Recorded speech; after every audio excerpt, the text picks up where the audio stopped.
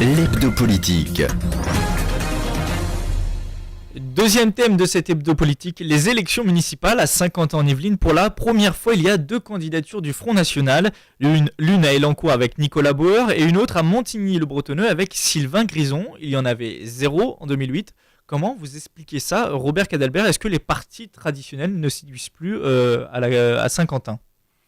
Dans ce que vous appelez les partis traditionnels par rapport au Front National, il y a un élément majeur que j'entends pas assez moi dans les médias. C'est quoi le Front National? Pourquoi il est différent des autres et que effectivement il pose problème?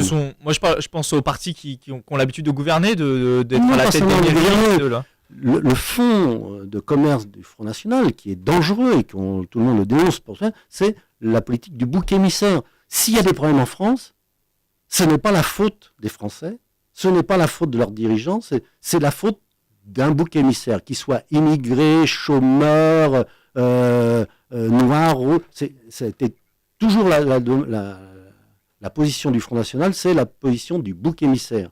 S'il y a un problème, c'est la faute de quelqu'un d'autre. Voilà. Mais pourquoi aujourd'hui ces idées-là commencent à fédérer? C'est parce que le message du PS et de l'UMP ne passe plus? Non, c'est parce qu'il y a effectivement dans ce monde difficile dans lequel on vit, les gens ont besoin d'entendre « Ah, si je vais mal, c'est pas de ma faute, c'est pas moi, je suis un bon travailleur, je cherche du boulot, j'en ai pas, c'est de la faute de l'immigré, c'est la faute de l'autre. » Et c'est la pire version de la démagogie. Et le Front National porte cette identité de la pire façon, la plus abominable de l'être humain, c'est la faute de l'autre, c'est pas de ma faute. Et donc, c'est ce qui a monté, on connaît toute l'histoire du monde, à partir du moment où on sait que c'est le bouc émissaire, ça peut être les juifs qui sont le bouc émissaire, ça peut être les immigrés, et ça, c'est le fonds de commerce du Front National. C'est ça qui n'est pas assez dénoncé, et c'est ça qui est identifié. Il n'y a aucun autre parti qui le porte avec cette force-là et cette histoire-là.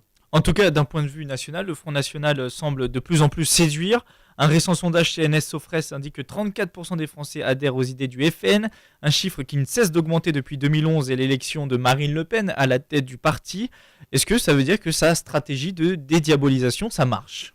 Sa stratégie de populisme, justement, on caresse les gens dans le sens du poil. Si vous avez un problème, c'est pas votre faute, c'est la faute de l'autre. C'est ça le fonds de commerce du Front National. Donc à un moment donné où les choses vont pas très bien, que les gens sont en difficulté, parce qu'il y a le chômage, parce qu'il y a un certain nombre de problèmes dans notre société, et avoir un discours de ce type-là, malheureusement marche, oui. Mais on entend souvent des électeurs du FN qui disent oui, mais avec Marine Le Pen c'est différent, c'est moins stigmatisant qu'avec Jean-Marie Le Pen. Est-ce que c'est vrai pour vous ou alors c'est exactement la même politique? C'est une catastrophe. Quand j'entends dire par exemple le fonds de commerce, c'est de la faute de nous, c'est la faute de l'Europe, de l'euro. Si il y a des problèmes, c'est la faute de l'euro, c'est la faute de l'Europe. Alors que c'est évident que c'est une grande chance, l'Europe est une chance pour notre société.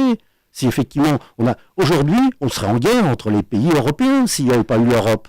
Donc ça, effectivement, il faut que les gens l'entendent. Mais effectivement, ils entendent plus facilement, s'il y a un problème, c'est de la faute de l'Europe, c'est de la faute de l'euro. Ça ne veut pas dire que tout est parfait. On sait très bien que nous, notre Europe qu'on veut, il faut qu'on continue à la construire. Mais on stigmatise pas l'Europe, on stigmatise pas l'autre, le raciste, le juif, le noir, pour pas dire que c'est de la faute. Et ça, cette démagogie est insupportable dans notre pays. En tout cas, pour revenir aux Yvelines, l'objectif du Front National est de dépasser les 10% dans les deux villes que j'ai citées, c'est-à-dire Elancourt et Montigny-le-Bretonneux, et donc d'être présent au second tour. On le sait, généralement les électeurs du Front National viennent de la droite, on va dire traditionnelle, c'est-à-dire de l'UMP. C'est donc finalement une bonne nouvelle pour les candidats de gauche qui voient leurs adversaires principaux s'affaiblir, non? Non, mais ça c'est de la politique de courte vue. Hein. Quand on voit les enjeux que oui, mais attendez. Triangulaire, c'est favorable plus à la gauche qu'à la droite. Non, mais encore une fois, on rentre dans un débat de partage de pouvoir.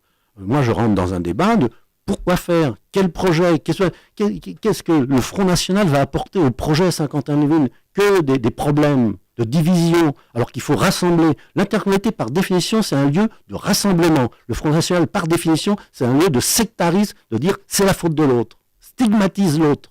Voilà, c'est tout. Et donc, on est à l'opposé, effectivement, l'intercommunalité à l'opposé de la démarche intellectuelle de ce qu'est le Front National. Est-ce que vous pensez qu'aujourd'hui, les projets des candidats du Front National à Saint-Quentin ne sont pas crédibles, par exemple, et qui sont, comme vous dites, stigmatisants et mauvais? Bien sûr, c'est évident. Même d'un point de vue local? Mais c'est pas seulement local, c'est sur les valeurs même qu'ils portent.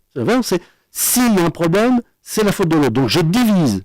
Je divise pour régner, c'est ça. Je divise parce que je stigmatise l'autre. Alors que l'intercommunauté, ce qui est la force de l'intelligence humaine, c'est de rassembler les gens, de faire ensemble des choses, alors que eux, ils sont sur des valeurs de division, de stigmatisation de l'autre, et souvent sur des problèmes de racisme et de ce type-là, qui effectivement est problématique.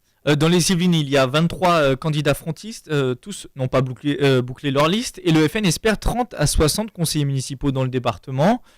Concrètement, est-ce que ça va modifier la structure de la politique dans les Yvelines, ces 30 à 60 conseillers, ou ça n'aura pas d'incidence finalement ? Attendez, moi je ne me pose pas sur cette question-là. Je ne sais pas si 30 conseillers, ça changera quoi que ce soit. Ce que j'espère, c'est qu'effectivement, les gens ouvriront les yeux sur la réalité de ce que représente le Front National. Ils ne sont pas porteurs d'aucun projet, sauf de projets de division.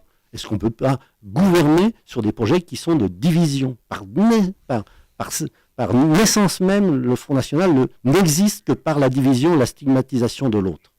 Pourtant, 56% des Français jugent qu'elle comprend, Marine Le Pen, par exemple, leurs problèmes quotidiens. C'est un chiffre en hausse de 7% par rapport à 2013. Comment ça se fait ça encore ? Non, mais encore une fois, c'est la démagogie qui est derrière ces propos-là, de dire c'est de la faute de l'Europe, c'est de la faute des immigrés.